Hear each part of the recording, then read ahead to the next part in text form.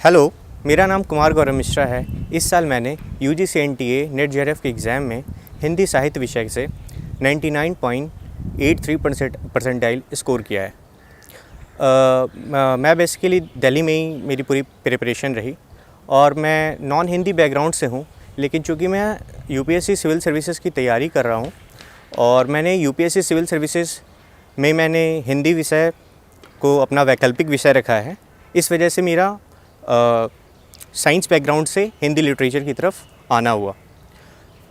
UPSC civil services की तैयारी के साथ साथ मैंने सोचा कि साथ के साथ एमए कर लेता हूँ, एक एज ए करियर अपॉर्चुनिटी एक मैंने रास्ता खोलना चाहा।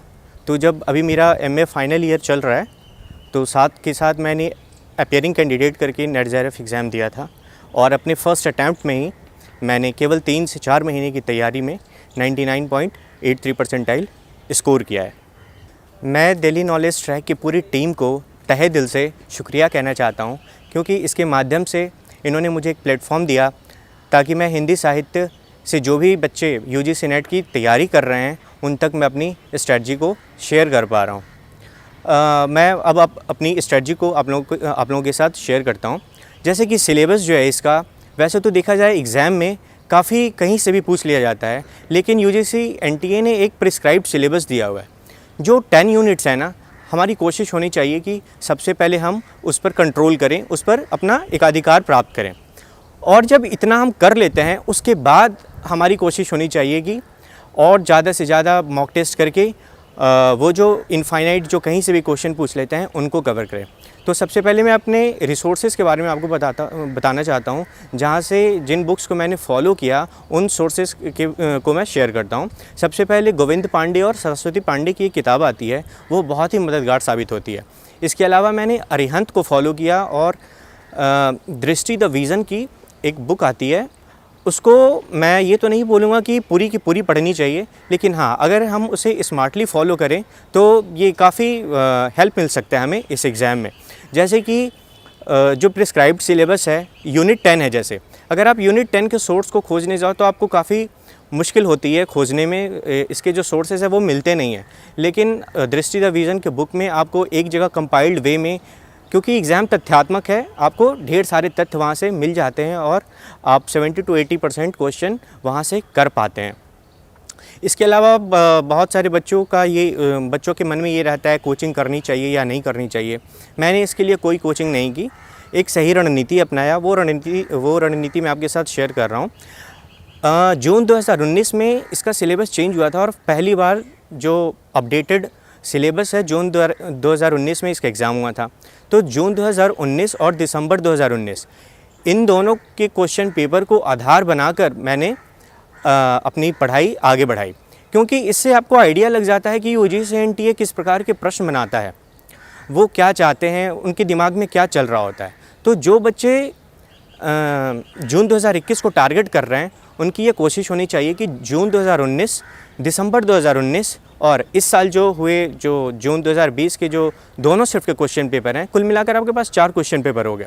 इन चारों क्वेश्चन पेपर को अच्छे से गहन एनालिसिस करके आप अपनी रणनीति बनाइए और लगातार मॉक टेस्ट दीजिए। और जो मैंने आपको बुक्स बताए, आप बहुत ज़्यादा बुक्स के पीछे मत भागें, क्योंकि बहुत ज़्यादा बुक के पीछे आप भागिएगा तो, क्योंकि तथ्यात्मक एग्ज़ाम है, आप कितने तथ्य याद कर लोगे। तो बेटर है कि आप कम से कम बुक पढ़ें, लेकिन उनको ज़्यादा बार पढ़ें। एक किताब ही पढ़ें, लेकिन 2 से 3 से 4 बार पढ़ें, ताकि उनके फैक्ट्स आपके दिमाग में बिल्कुल बैठ जाएं और अगर उनसे प्रश्न आते हैं तो वो आप आराम से कर जाएं। ठीक है, अब मैं थोड़ा आपके साथ पेपर 1 को भी शेयर करता हूँ। पेपर 1 की मेरी क्या स्ट्रेटजी रही।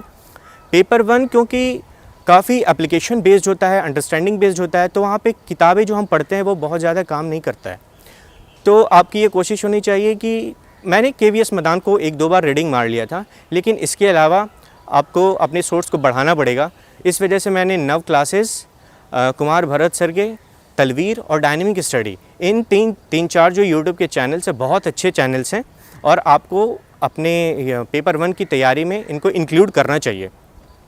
इससे होता ये है कि वो पढ़ाते ही नहीं हैं, साथ के साथ वो क्वेश्चन भी करवाते हैं। क्वेश्चन करवाते हैं, और जब आप रेगुलर क्वेश्चन करते हैं तो वो चीज़ें आपके बिल्कुल दिमाग में बैठ जाते हैं, और वो कितना भी अगर घुमाकर प्रश्न आपसे पूछते हैं तो आप आराम से 35 to 40, 42, 43 क्वेश्चन आराम से कर लेंगे, और आपके बहुत अच्छे टॉप रैंक में आपके परसेंटाइल आएंगे, और आप आराम से नेट जेआरएफ क्लियर कर जाएंगे। इसके अलावा बहुत लोगों के दिमाग में रहता है कि हमारा शेड्यूल क्या होना चाहिए। मैं अपना बता रहा हूँ, मैंने अपने पूरे दिनचर्या को 2 भाग में बांट दिया था। यूनिट 6 to यूनिट 10 को मैं रात को पढ़ता था, और क्योंकि जो साहित्य जो ग्रामर वाला पार्ट है वो काफ़ी वृहद है, वो कहीं से भी पूछ लेते हैं और उसको दिमाग में बिठा कर रखना बहुत ज़रूरी है, इसलिए मैं वो उसे सुबह में पढ़ाई करता था ताकि मैं उसको भूल ना पाऊँ। तो आप भी अपने पूरे सिलेबस को 2 या 3 पार्ट में पूरे दिन में बांट सकते हैं। इससे होता ये है कि आप बोझ कम पड़ता है, बोझ कम। जो यूनिट 6 to यूनिट 10 जो है वो काफ़ी कहानियाँ हैं, नाटक हैं, उपन्यास हैं, अन्य विधाएँ हैं। अगर आप उनको 1-2 बार पढ़ लोगे ना तो आपको उनके चरित्र वगैरह वैसे ही याद रह जाएगा। लेकिन जो ग्रामर वाला पार्ट है, अगर आप रेगुलर आप उनके टच में नहीं हैं तो भूलने की ज़्यादा चांसेस हैं आपको। तो इसलिए आप भी ऐसा कर सकते हैं, दो पार्ट में अपने पूरे यूनिट को डिवाइड कर दो ताकि आपके दिमाग से कोई भी तथ्य बाहर न जाए और आप ज़्यादा से ज़्यादा क्वेश्चन कर पाएँ। मुझे लगता है कि मैंने जो मुझे बताना चाहिए था वो आप लोगों के साथ काफ़ी डिटेल में इस चीज़ को मैंने शेयर किया है। आप एक काम और कर सकते हैं, बहुत सारे क्वेश्चन जो वहाँ पे पूछते हैं एग्ज़ाम में, वो हिंदी साहित्य ठीक है, हिंदी साहित्य नॉलेज रखना ज़रूरी है, लेकिन वहाँ पे बहुत सारे क्वेश्चन ऐसे होते हैं जिनको आप अपने कॉमन सेंस और लॉजिक से सॉल्व कर सकते हैं। 1-2 उदाहरण मैं आपको देता हूँ। जैसे दिसंबर 2019 में एक क्वेश्चन पूछ लिया था धर्मवीर भारती से कि वो स्वतंत्रता के खिलाफ़ हैं और स्वतंत्रता के समर्थन में है। तो जब भी आपको ऐसे ऑप्शन में दिखें जो 2 विरोधाभासी कथन हो तो आपको समझ जाना चाहिए कि उत्तर उन दोनों ऑप्शन में से ही हैं। आप 50-50 टाइप का मामला हो जाता है और आप उत्तर के बहुत नज़दीक पहुंच जाते हैं। अगर आपको कोई उत्तर नहीं भी पता है फिर भी आपकी जो संभाव्यता है वो काफ़ी बढ़ जाती है सही उत्तर देने का। कुल मिलाकर निष्कर्ष ये है कि अगर आप अपनी रणनीति सही रखते हैं, रेगुलर मॉक टेस्ट लगाते हैं, जो सिलेबस जो 2-3 किताब मैंने जो बताए हैं आपको, उन पर अगर फोकस रहते हैं, बहुत ज़्यादा इधर उधर की किताबें नहीं पढ़ते हैं, टू द पॉइंट पढ़ते हैं, आप आराम से मॉक टेस्ट लगाएं, अपने स्टडी को रेगुलर रखें। मुझे पूरी उम्मीद है कि आप लोग बहुत अच्छा परसेंटाइल के साथ इस अगर रणनीति को अगर कंटिन्यू करते हैं तो आप लोगों को सक्सेस मिलेगी। Thank you.